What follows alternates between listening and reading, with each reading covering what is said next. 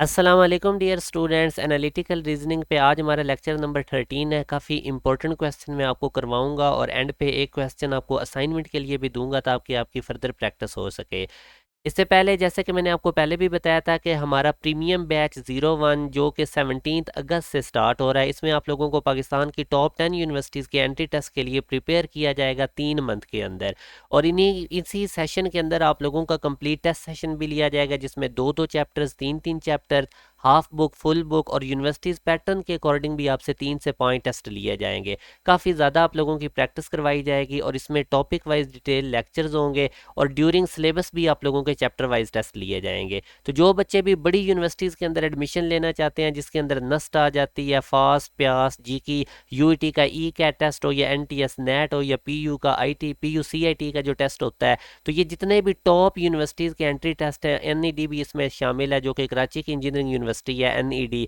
तो आप लोगों के पास ये एक बड़ा ज़बरदस्त मौका है कि 17 अगस्त वाले इस बैच में इनरोल होके आप 3 मंथ के अंदर फुली प्रिपेयर हो जाएंगे इन टॉप 10 यूनिवर्सिटीज़ के एंट्री टेस्ट के लिए।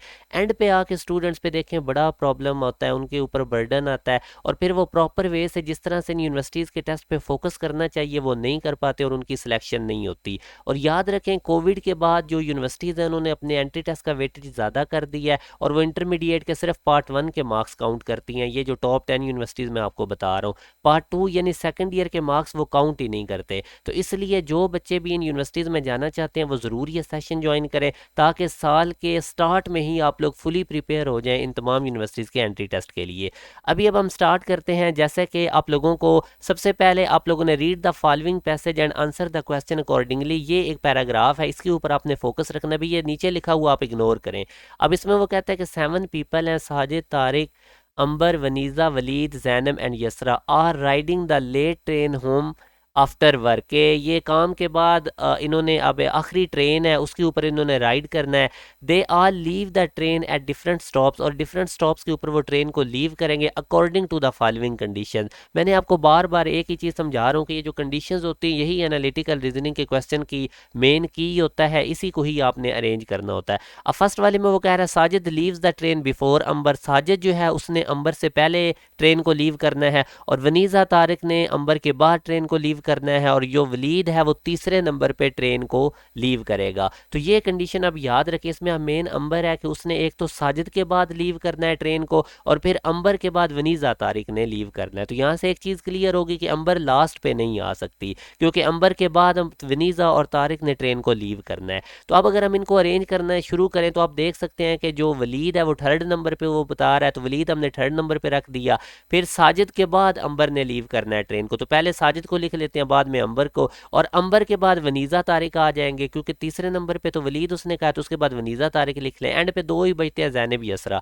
तो अब आप देख सकते हैं जैनब यसरा को आप इधर स्टार्ट में भी लिख सकते हैं साजिद अंबर की जगह पे भी, फिर आप इधर चौथे नंबर पे साजिद भी लिख सकते हैं, आगे अंबर और उसके बाद आप लोग वनीज़ा, तारिक लिख सकते हैं। तो कोई भी अरेंजमेंट आप कर सकते हैं। तो बहरहाल मैंने आपको ये एक अरेंजमेंट करके इन कंडीशंस की सिंप्लीफाइड फॉर्म बता दी है। अब हम क्वेश्चन देखते हैं। जैसे कि हमारे पास ये तो वही कंडीशंस लिखी हुई हैं तीन जो मैंने लिखी हैं। ये क्वेश्चन है, which of the following could be the order in which passage leave the train from first to last. तो इनमें से कौन सा वो ऑर्डर हो सकता है कि जो पैसेंजर हैं वो फर्स्ट से लास्ट किस तरतीब में ट्रेन को लीव करेंगे। तो अब आप अपनी कंडीशंस को सामने रखें कि वलीद जो है वो तीसरे नंबर पे होना चाहिए। तो जिस ऑप्शन में वलीद तीसरे नंबर पे नहीं उसको आप क्रॉस कर दें, यानी एलिमिनेशन मेथड हम लगाएंगे। तो इसमें भी वलीद तीसरे नंबर पे है, इसमें वलीद आप देख सकते हैं तीसरे नंबर में, तो बीटा ऑप्शन एक तो रॉन्ग हो गया। तो हमने करेक्ट ऑर्डर जो है वो फाइंड आउट करना है।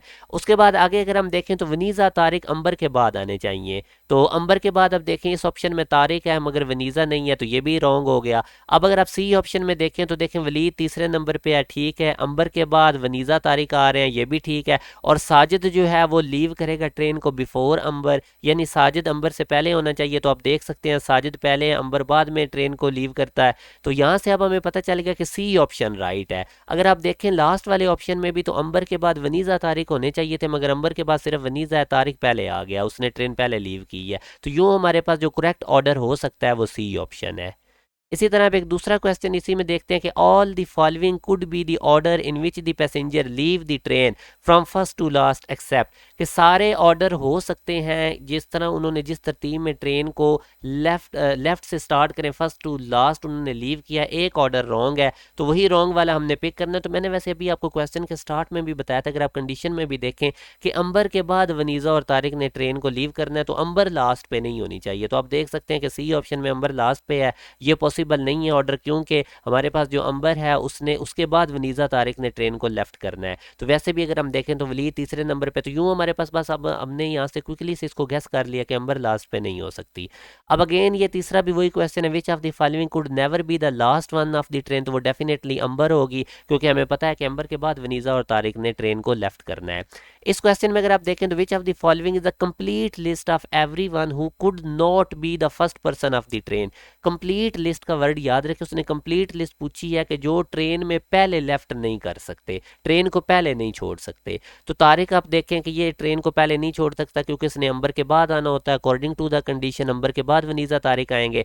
अंबर भी फर्स्ट नंबर पे नहीं ट्रेन को लेफ्ट कर सकती क्योंकि इससे पहले साजिद ने ट्रेन को लेफ्ट करना है, और वनीज़ा भी नहीं कर सकती क्योंकि उसने अंबर के बाद आना है। मगर ये कंप्लीट लिस्ट के लिए अभी भी हम आगे भी चेक करते हैं, तो साजिद जो है ये तो पहले नंबर पे ट्रेन को लेफ्ट कर सकता है। तो ये पॉसिबिलिटी हमने तो वो वाले ऑप्शन की पूरी ऑप्शंस के अंदर वो नाम ढूंढने हैं जो पहले नंबर पे ट्रेन को लेफ्ट ना कर सकें।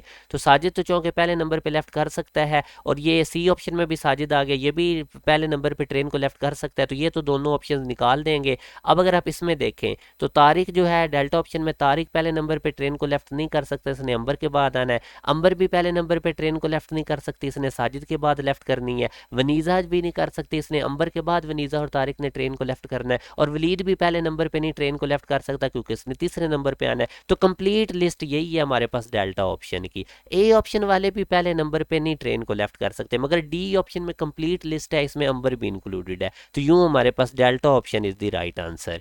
अब इसमें अगर आप देखेंगे इफ साजिद इज, अब ये इसका वैसे टिक भी लगा हुआ है, चलिए मैं आपको समझा देता हूँ। वैसे मेरा दिल था कि 5-6 वाले क्वेश्चन आप खुद करते। If Sajid is not the first person to leave the train, अगर साजिद पहला बंदा नहीं है ट्रेन को लेफ्ट करने वाला, विच of the following statement must be fall. तो अब ये देखें ना, अंबर लीव्स द ट्रेन बिफोर वली, तो अंबर तो वली से पहले ट्रेन को लेफ्ट कर ही नहीं सकती, ये कन्फर्म रॉन्ग स्टेटमेंट है, क्योंकि अंबर के बाद वनीज़ा और तारिक ने भी आना है। अगर आप इनकी अरेंजमेंट देखें तो देखें ना, वलीद थर्ड नंबर पे है, अगर इससे पहले अंबर लेफ्ट करे तो अब इससे पहले तो आप देखें वनीज़ा और अंबर के बाद तो वनीज़ा और तारिक ने भी लेफ्ट करना है, तो यूं अंबर जो है ये वलीद से पहले ट्रेन को लेफ्ट नहीं कर सकती। अगर वो कहते हैं कि अंबर लीव द ट्रेन बिफोर वली, तो ये मस्ट बी फॉल्स होगी। तो बहरहाल ये इसी तरह भी अब आप लोगों ने ये क्वेश्चन नंबर 6 खुद ट्राई करना है, मैंने आंसर इसका लगाया हुआ है, आप लोगों ने सोचना है कि ये इसका इसका लास्ट वाला आंसर कैसे ठीक है। बाकी ये हाईली रिकमेंडेड सेशन है, घर बैठे अगर आप लोग नस्ट NET 1 के लिए खुद को फुल प्रिपेयर करना चाहते हैं, ECAT के लिए, तो आप लोग 17 अगस्त से पहले पहले इनरोल हो जाएं। हमारे पास लिमिटेड सीट्स होती हैं, जितने भी पाकिस्तान की टॉप यूनिवर्सिटीज़ में बच्चे जाते हैं मैक्सिमम हमारे बैचेज़ के पढ़े होते हैं, और उनमें से भी ज़्यादा बैच 1 के होते हैं जो साल के स्टार्ट में तैयारी कर लेते हैं।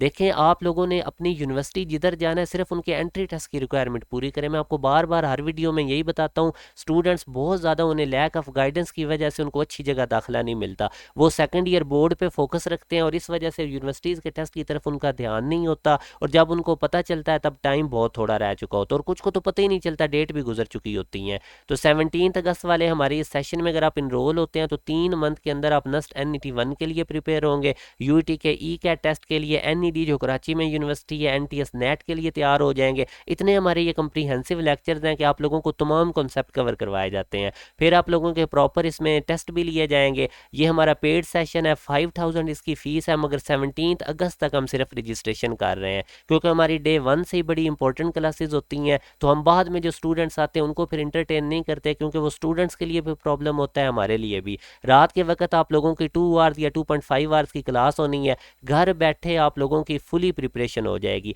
एंड पे ना तो आप लोगों पे फिर बर्डन बनेगा, बोर्ड के एग्जाम भी करीब आएंगे तो आपको कोई फिक्र नहीं होगी, क्योंकि याद रखें यूनिवर्सिटीज़ के एंट्री टेस्ट की डेट्स करीब करीब आती है, और हमारी पूरी कोशिश होती है हम अपने स्टूडेंट्स को स्कॉलरशिप की भी अपडेट्स देते हैं साथ साथ। मैंने एक व्हाट्सएप ग्रुप बनाया है, उसका लिंक मैंने इसी वीडियो के डिस्क्रिप्शन में दे दिया, ज़रूर उसको ज्वाइन करें। उसके थ्रू आप लोगों को जितनी भी यूनिवर्सिटीज़ की अपडेट्स हैं, स्कॉलरशिप की, एंट्री टेस्ट की, वो तमाम मिलती रहेंगी। और 17 अगस्त तक हमारी रजिस्ट्रेशन ओपन है, जो बच्चे भी हमारे साथ अपनी प्रिपरेशन करना चाहते हैं वो इसमें इनरोल हो सकते हैं। 17 अगस्त के बाद किसी को भी इसके अंदर इनरोल नहीं किया जाएगा प्रीमियम बैच 1 में। वैसे हमारे साल में 4 बैचेस होते हैं, मगर आपको बैच 1 हाईली रिकमेंडेड है। अपना ख्याल रखिएगा। अल्लाह हाफिज़।